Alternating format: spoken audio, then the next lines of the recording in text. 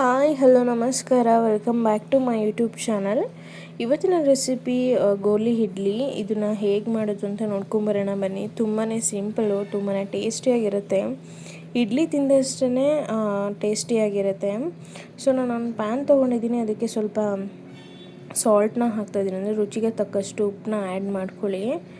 ಇದಕ್ಕೆ ನಾನು 1 table spoon ಆಗೋಷ್ಟು ತುಪ್ಪನ ಆ್ಯಡ್ ಮಾಡಿಸಿದ್ದೀನಿ. ನೀವು ಬೇಕಿದ್ದರೆ ಆಯಿಲ್ ಕೂಡ ಆ್ಯಡ್ ಮಾಡ್ಕೋಬೋದು. ಸ್ವಲ್ಪ ಬಿಸಿ ಆದಮೇಲೆ, ಅಂದರೆ ಒಂದು ಕುದಿ ಬರಬೇಕಿದು.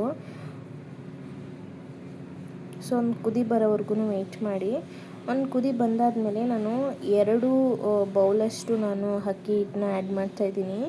ನೀವು ಸ್ವಲ್ಪ ಈ ಥರ ತಿರುಗಿಸ್ತಾ ಅದೇನಾಗುತ್ತೆ, ಅಕ್ಕಿ ಹಿಟ್ಟೆಲ್ಲ ತುಂಬ ಸಾಫ್ಟ್ ಆಗುತ್ತೆ.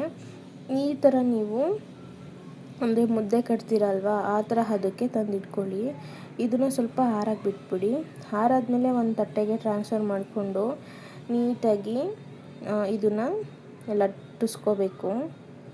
ನಾವೆಷ್ಟು ಇದನ್ನು ಮೃದುವಾಗಿ ಕಲಿಸ್ತೀವೋ ಅಷ್ಟು ತುಂಬ ಚೆನ್ನಾಗಿ ಬರುತ್ತೆ. ಇದನ್ನು ನಿಮಗೆ ಎಷ್ಟು ಸೈಜಿಗೆ ಬೇಕೋ ಅಷ್ಟು ಸೈಜಿಗೆ ನೀಟಾಗಿ ಉಂಡೆ ಮಾಡಿ ಒಂದು ತಟ್ಟೆಗೆ ಇಟ್ಕೊಳ್ಳಿ. ನೋಡಿ, ನಾನು ಈ ಸೈಜಿಗೆ ಹಾಕ್ಕೊಂಡಿದ್ದೀನಿ. ಇದೇ ಥರ ಎಲ್ಲನೂ ಕೂಡ ರೌಂಡ್ ಶೇಪಲ್ಲಿ ಮಾಡಿ ಇಟ್ಕೊಳ್ಳಿ. ಸೊ ನಾನಿಲ್ಲಿ ಜಾರ್ಲಿ ಬಟ್ಲಿಗೆ ಹಾಕ್ಕೊಂಡಿದ್ದೀನಿ. ಸ್ಟೀಮ್ ಮಾಡಿಕೊಂಡು ಇದನ್ನು ಬೇಯಿಸ್ಕೋಬೇಕಾಗುತ್ತೆ. ಒಂದು ಪಾತ್ರೆಗೆ ನೀರಿಟ್ಟು ಅದ್ರ ಮೇಲೆ ನಾನು ಏನು ಉಂಡೆ ಮಾಡ್ಕೊಂಡಿದ್ದೀನಲ್ಲ ಅದನ್ನು ಹಾಕಿ ಒಂದು ಪ್ಲೇಟ್ನ ಮುಚ್ಚಿಟ್ಟು ಬೇಯಿಸ್ಕೊಳ್ಬೇಕು.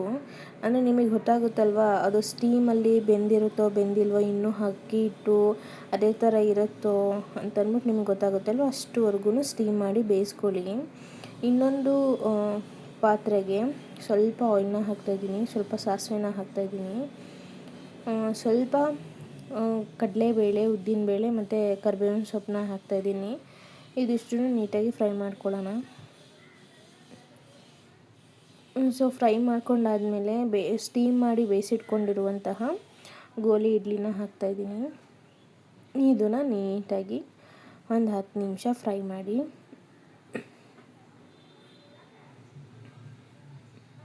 ನೀವು ನೀಟಾಗಿ ಸ್ಟೀಮ್ ಮಾಡಿ ಬೇಯಿಸಿದರೆ ಯಾವುದೇ ಕಾರಣಕ್ಕೂ ನಾವೇನು ಉಂಡೆ ಮಾಡಿರ್ತೀವಲ್ಲ, ಅದು ಯಾವುದೇ ಕಾರಣಕ್ಕೂ ಒಡೆದೋಗಲ್ಲ.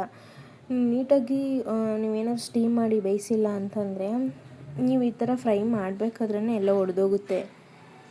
ಸೊ ಇದು ನಿಮಗೆ ಗೊತ್ತಿರಲಿ. ಸೊ ಒಂದು 10 ನಿಮಿಷ ಇದನ್ನು ಇದೇ ಥರ ಮೀಡಿಯಮ್ ಫ್ಲೇಮಲ್ಲಿ ಇಟ್ಕೊಂಡು ಬೇಯಿಸ್ಕೊಳ್ಳೋಣ. ಇದಕ್ಕೆ ಸ್ವಲ್ಪ ಒಂದು 1/4 ಟೀ ಸ್ಪೂನ್ ಆಗೋಷ್ಟು ಟರ್ಮೆರಿಕ್ಕು ಮತ್ತು ಖಾರಕ್ಕೆ ಅರ್ಧ ಟೇಬಲ್ ಸ್ಪೂನ್ ಆಗೋಷ್ಟು ಖಾರದ ಪುಡಿನ ಹಾಕ್ಕೊಳ್ಳಿ. ಮತ್ತು ಒಂದು 1/4 ಟೇಬಲ್ ಸ್ಪೂನ್ ಆಗೋಷ್ಟು ಪೆಪ್ಪರ್ ಪೌಡರ್ನ ನಾನು ಹಾಕೋತಾ ಇದ್ದೀನಿ. ಇವಾಗ ನಿಮಗೆ ರುಚಿಗೆ ತಕ್ಕಷ್ಟು ಉಪ್ಪನ್ನ ನೋಡಿ ಹಾಕ್ಕೊಳ್ಳಿ. ಸ್ವಲ್ಪ ಏನಾದ್ರೂ ಸಾಲ್ಟ್ ಏನಾದ್ರು ಕಡಿಮೆ ಆಗಿದ್ದರೆ ಇವಾಗ ನೀವು ಆ್ಯಡ್ ಮಾಡ್ಕೋಬೋದು. ಇದಿಷ್ಟನ್ನು ಹಾಕಿ ನೀಟಾಗಿ ಫ್ರೈ ಮಾಡ್ಕೊಳ್ಳಿ. ಆ ಖಾರ ಮತ್ತು ಪೆಪ್ಪರು ಫ್ಲೇವರು ಮತ್ತು ಉಪ್ಪು ಇದನ್ನೆಲ್ಲ ಹಾಕಾದ್ಮೇಲೆ ಆ ಟೇಸ್ಟೇ ಬೇರೆ ಥರ ಇರ್ತದೆ.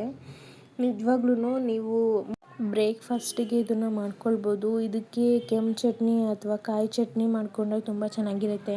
ನೀವು ಅದೇ ಥರ ತಿನ್ನೋಕ್ಕೆ ಅದು ಚೆನ್ನಾಗಿರಲ್ಲ. ಬಟ್ ಇದಕ್ಕೆ ಏನಾದರೂ ಚಟ್ನಿ ಮಾಡಿಕೊಂಡ್ರೆ ತುಂಬಾ ಸಕ್ಕತ್ತಾಗಿರುತ್ತೆ. ಈ ಥರನೂ ಒಂದು ಬ್ರೇಕ್ಫಾಸ್ಟ್ ಮಾಡ್ಬೋದಾ ಅಂತ ನಿಮ್ಗೆ ಅನಿಸುತ್ತೆ. ಸೊ ಅಷ್ಟು ಸಕ್ಕತ್ತಾಗಿರುತ್ತೆ. ಲಾಸ್ಟಲ್ಲಿ ಕೊತ್ತಂಬರಿ ಸೊಪ್ಪು ಆ್ಯಡ್ ಮಾಡಿದರೆ ಗೋಲಿ ಇಡ್ಲಿ ರೆಡಿ ಆಗುತ್ತೆ.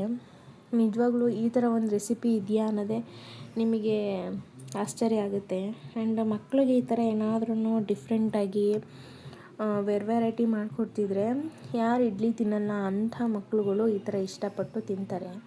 ಏನಾದರೂ ಒಂದು ಸಮಥಿಂಗ್ ಸ್ಪೆಷಲ್ ಡಿಫ್ರೆಂಟಾಗಿದ್ದರೆ ಮಕ್ಕಳಿಗೆ ಅಟ್ರ್ಯಾಕ್ಟ್ ಆಗೋ ಥರ ಇರುತ್ತೆ.